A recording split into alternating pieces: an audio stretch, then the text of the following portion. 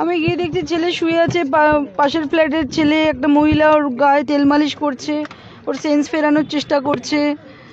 আচ্ছা, কে কে ছিল ওই সময়, কে কে ছিল দিদি? ওর অফিসের দুজন কলিগ ছিল, একজন রাতে 10টায় এসছে, একজন রাতে 3টে এসছিল। রাত্রেবেলা 12টা 12:30 আমাকে লাস্ট কল করেছিল যে সকালে মা আমি 8টার সময় আমি চলে যাব সায়েন্স সিটিতে, আমি কালকে দুর্গাপুরে যাব, তুমি একটু পরিতোষ আমাকে একটু বলে দেন। তুই বললেই তো হবে, তুই বল। তারপরে ওর কি শরীর খারাপ ছিল? শরীর কেমন ছিল? ও তো 1-1.5 বছর আগে ওর একটু সেন্সলেস মতন হয়ে গেছিল, ওকে নিয়ে ওর ওষুধ খাওয়াতাম আমি। তো ওষুধগুলো ঠিকঠাক খাচ্ছিল না কিছুদিন ধরে, একটু মনে হয় মানে মুখে বলতো না, মনে মনে একটা স্বপ্ন ছিল আমার সঙ্গে থাকবে। তো আমি বললাম যে দাঁড়া, আমি নিয়ে আসবো খুব শিগগিরই। বলছে কি তোমার তো ঘর করবে, তারপর আমি বলছি না না, তার আগেই তো ঘর করতে, তুই আসবি তারপরেই ঘর করবো, রুম পরে হবে, তুই আগে থাকতে শুরু করে দিবি। তো খুব আনন্দে ছিল, একসাথে থাকবো। আমিও মানে 2-3 দিন ধরে আমার ঘুম হয়নি, কেন জানি না, আমারও মনে হচ্ছিলো ছেলেটা খাওয়া দাওয়া করছিল না। আমার খুব আমিও খুব টেনশনে ছিলাম যে আমি এখানে রান্নাবান্না করছি, আমার ছেলেটা ওখানে রান্নার লোক এসে ঘুরে চলে যাচ্ছে, কখনো বন্ধুর ফ্ল্যাটে থাকছে, একদিনই বাড়ি থাকে না। আপনি দিলীপদার বাড়ি চলে যাওয়ার পর ওর লাইফস্টাইলে কিছু চেঞ্জেস এসেছিল?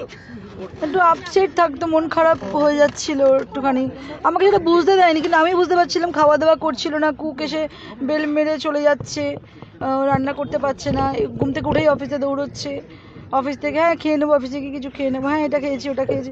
আমি বুঝতে পারছিলাম যে খাওয়া দাওয়া ঠিকঠাক হচ্ছে না। আমি না সবে ডিসাইড করেছিলাম যে আমি আজকেই ওনাকে বলবো, কালকে রাতে একটু কথা বলতে চাইছিলাম ওনার সাথে। তো আর দেখলাম যে উনি একটু উনিও বেরিয়েছিলেন।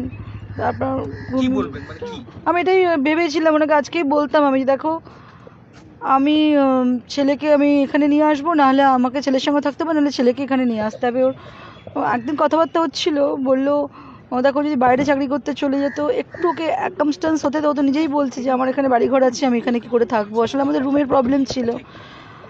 তো আমি ওটাই ভাবছিলাম যে ছেলের না ঠিক যত্ন হচ্ছে না, হয়তো আমাকে বুঝতে দিচ্ছে না, মনটা তো আপসেট, ওর না চঞ্চল, মাইন্ডটা একটু ঠিকঠাক ছিল না। আমি 3-4 দিন ধরে মা, তো আমি ভীষণ বুঝতে পারতাম।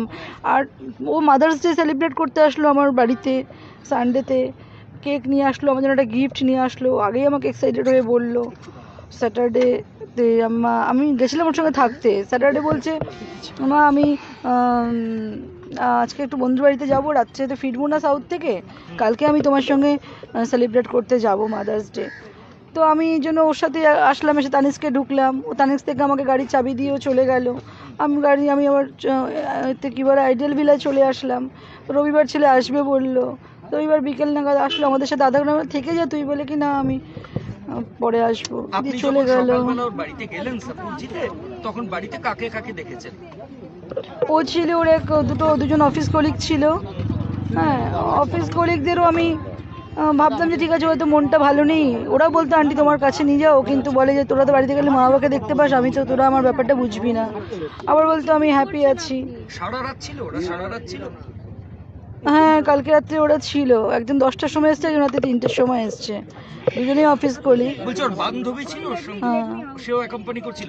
ওকে কি অবস্থায় দেখলেন দিদি? কি অবস্থায়, মানে ওর জামা কাপড়? ও পুরো ডিপ স্লিপে, আর একটা হাফ প্যান্ট পরে বক্সার পরে শুয়েছিল। আর একজন মহিলা, আমাদের নতুন সোসাইটি পাশের ফ্ল্যাটে একটা ছেলে ওকে তেল মাসাজ টাসাজ করছিল যে তোর জ্ঞানটা ফেরানোর জন্য। বলছে অ্যাম্বুলেন্স আনলাম, অ্যাম্বুলেন্স ছাড়ো, আমি তো কি স্পিডে গাড়ি চালিয়ে গেছি, আমি ওকে গাড়িতে ওঠানো করি, আমি গাড়ি চালিয়ে যখন আমি 3তলা থেকে আমি যখন আন্টি ও মনে নেই আর তুমি তাড়াতাড়ি আসো, ওকে অ্যাম্বুলেন্স। আমি বলছি কী হয়েছে, ওকে তুমি অ্যাম্বুলেন্স দেখো, আমি আসছি, এক্ষুনি আসছি। আমি তো লাফি পাগলের মতন দোতলা থেকে গাড়ির চাবি আর পার্সটা নিয়ে কি স্পিডে গেলাম। তখন উনি বললেন একজনকে তুমি যাও তো ম্যাডামের সাথে। আমি কারোর দিকে তাকাইনি, আমার শাশুড়ি মা ঘরে আরও দোতলা ছিল, আমি কারোর দিকে না তাকিয়ে আমি সিঁড়ি দিয়ে নেমে রুমে ঢুকে চাবি নিয়ে আবার বেরিয়ে গাড়ি স্টার্ট করে আসলাম। বাড়িতে এসে বললাম অ্যাম্বুলেন্স কখন আসছে, 15-20 মিনিট, ওইসব না করে গাড়িতে আবার সবাই ধরাধরি করে সিঁড়ি দিয়ে নামালো দোতলা থেকে, গাড়ির পেছনে বসালো, দুজন বসলো, আমি চালিয়ে, সামনে একজন বসলো, আমি নিয়ে ওইওতে গেলাম।